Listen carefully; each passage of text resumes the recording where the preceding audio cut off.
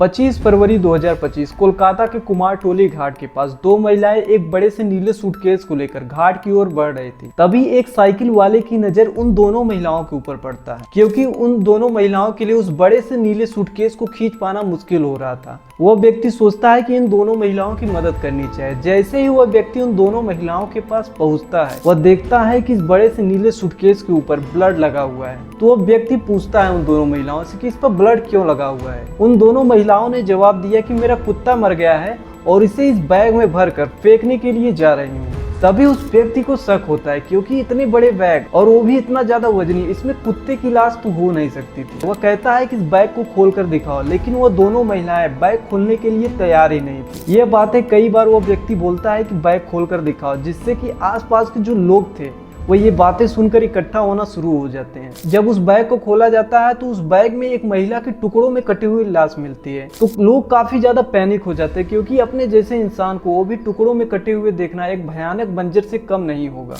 Welcome to the case of Aarti Ghosh and Falguni Ghosh.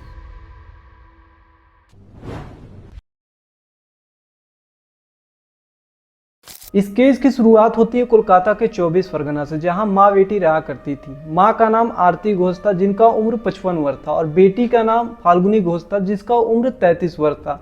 माँ का divorce हो चुका था, जिसके कारण ये अपने पति के साथ नहीं रहती थी। असम के जोरहाट से एक महिला इनके घर रहने के लिए आती है। वह कई दिनों से इनके घर पर ही ठहरी हुई थी। उस महिला के बैंक अकाउंट में काफी ज्यादा पैसे थे और उस बैंक अकाउंट का एक डेबिट कार्ड भी था। असम के जोरहाट में उस महिला के पास एक बड़ी प्रॉपर्टी भी थी।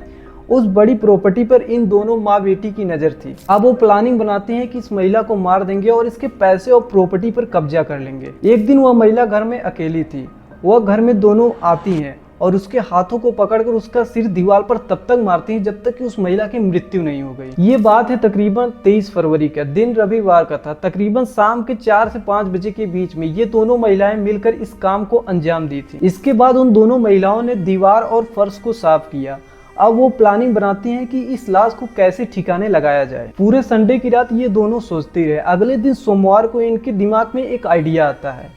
ये मार्केट जाती हैं और एक ट्रॉली बैग को खरीद कर लाती हैं, लेकिन ट्रॉली बैग में वह लाश फिट नहीं हो रही थी। वह दोनों परेशान हो जाती हैं। फाल्गुनी के दिमाग में एक आइडिया आता है। वह मार्केट जाती है और एक आरी खरीद के लाती है।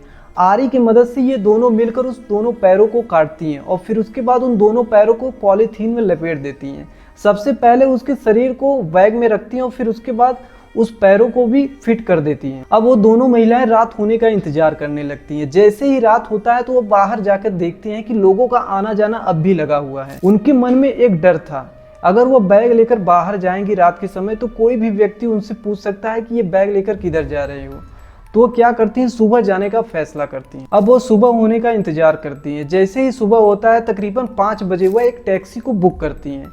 टैक्सी जैसे ही आती है तो टैक्सी वाला उन दोनों महिलाओं की मदद करता है उस बैग को उस डिग्गी में रखने के लिए। यहाँ पर उस व्यक्ति को शक नहीं होता है, क्योंकि इनके मन में ना कोई शिकस्त था और इनके चेहरे पर कोई डर भी नहीं था, क्योंकि अमूमन सुबह के समय बहुत सारे लोग स्टेशन या एयरपोर्ट पर जाते हैं, तो उस व्यक्ति को यहाँ पर शक नहीं होता है। इन्होंने अपने मंजिल को 2 भागों में बांट रखा था। पहला मंजिल इनके घर से दौलताला तक तकरीबन 3 किलोमीटर की दूरी पर था। अब दोनों महिलाएं अपनी पहली मंजिल पर पहुंच जाती हैं। अब टैक्सी वाले उनको बैग को उतरवाने में उनकी मदद करता है। अब वो एक सड़क के किनारे खड़ी हो जाती हैं। इसके बाद ये दूसरी टैक्सी बुक करती है और दूसरी टैक्सी जैसे ही कुछ समय बाद आती है तो वो व्यक्ति भी इनके बैग को डिग्गी में रखवाने में इनकी मदद करता है। अब वहां से ये टैक्सी तकरीबन 17 किलोमीटर की दूरी पर कुमारटोली घाट पर पहुंच जाता है। सुबह के समय तकरीबन 6:20 का समय हो रहा था। जैसे ही ये दोनों महिलाएं कुमारटोली घाट पर पहुंचती हैं तो वो देखती हैं कि आसपास में काफी ज्यादा भीड़ लगा हुआ है। तो महिलाएं पूरी तरीके से हैरान हो जाती, क्योंकि वो इनके प्लानिंग का हिस्सा नहीं था।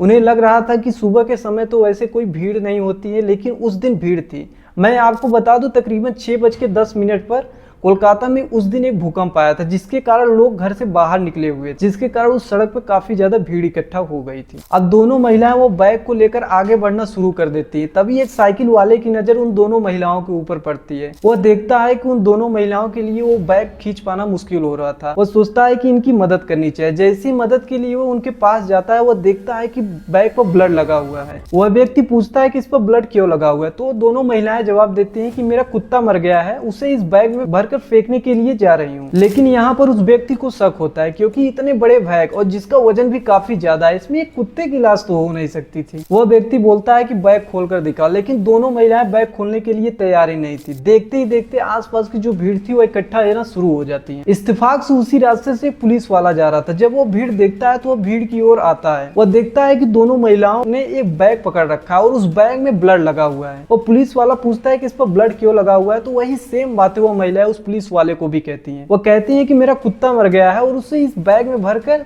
घाट की तरफ फेंकने के लिए जा रही हूँ। अब पुलिस वाला यहाँ पर कहता है कि लोग कह रहे हैं खोल कर दिखाने के लिए बैग, तो खोल कर दिखा दो। लेकिन वो दोनों महिलाएं यहाँ पर कहती हैं कि मेरा चाबी गुम हो गया। यहाँ पर पुलिस वाले को भी शक हो जाता है। वो पुलिस वाला उस ताले को तोड़ने का फैसला करता है। जब ये ताला तोड़ा जाता है तो उसमें एक महिला के टुकड़ों में कटी हुई लाश मिलती है, जिससे कि लोग देखकर काफी ज्यादा पैनिक हो जाते हैं, क्योंकि अपने जैसे इंसान को भी कटे हुए रूप में देखना ये किसी भी भयानक मंजर से कम नहीं होगा। यहाँ पर भीड़ काफी ज्यादा बेकाबू हो जाती है और दोनों महिलाओं को पीटना स्टार्ट कर देती है। दोनों महिलाओं की हालत काफी ज्यादा खराब हो जाती है।